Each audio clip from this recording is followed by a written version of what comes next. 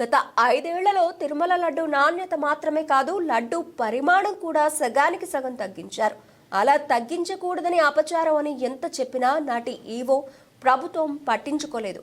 TTD ఆలయ మాజీ ప్రధాన అర్చకులు రమణ దీక్షితులు. పరిమాణాల్లో కూడా మనం కోవిడ్ వచ్చినప్పుడు దాన్ని సగానికి సగం తగ్గించాము, వినియోగం తక్కువ, భక్తులు లేరని చెప్పి. అది కూడా ఒక తప్పే. అప్పుడు కూడా నేను అబ్జెక్ట్ చేశాను.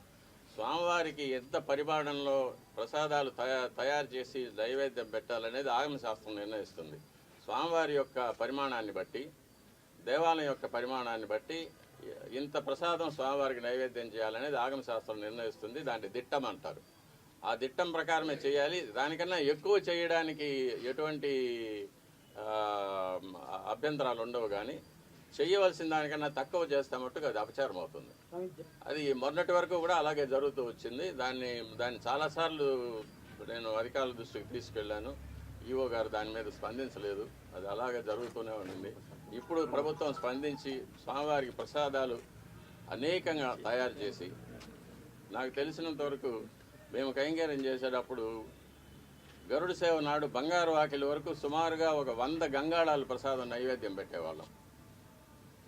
కాబట్టి దానికి అప్పర్ లిమిట్ అనేది లేదు. ఇంతకన్నా ఎక్కువ చేయకూడదు అనేది ఎప్పుడు లేదు.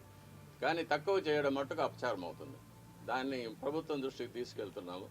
అది దిట్టం ప్రకారం స్వామివారికి ఏ వేళల్లో ఎంత ప్రసాదం నైవేద్యం చేయాలనేది దాన్ని తయారు చేసి శుచిగా, శుభ్రంగా, తాజాగా తయారు చేసి స్వామివారికి నైవేద్యం పెడితే స్వామి ఎప్పుడు ప్రసన్నులు అవుతారో అప్పుడు భక్తులకు అందరికీ కూడా మంచి జరుగుతుంది. రాష్ట్రము, దేశం సుభిక్షంగా ఉంటుంది.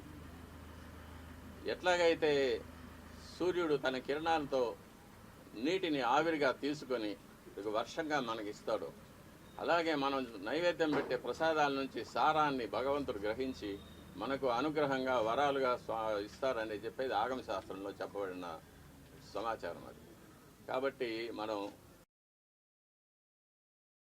పూర్తి నమ్మకంతో భగవంతుడు అక్కడ ఏం చేసి ఉన్నారు, ఆయనకు మనం భక్తితో నైవేద్యం పెడుతున్నాము, ఇది మన అదృష్టమని తలుచుకుంటూ స్వామివారికి మనం నైవేద్యం పెట్టినప్పుడు స్వామివారు తప్పకుండా స్వీకరిస్తారు. స్వామివారు ఎప్పుడు ప్రసన్నం అవుతారో మనకందరికీ కూడా మంచి జరుగుతుంది. రాష్ట్రం సుభిక్షంగా ఉంటుంది.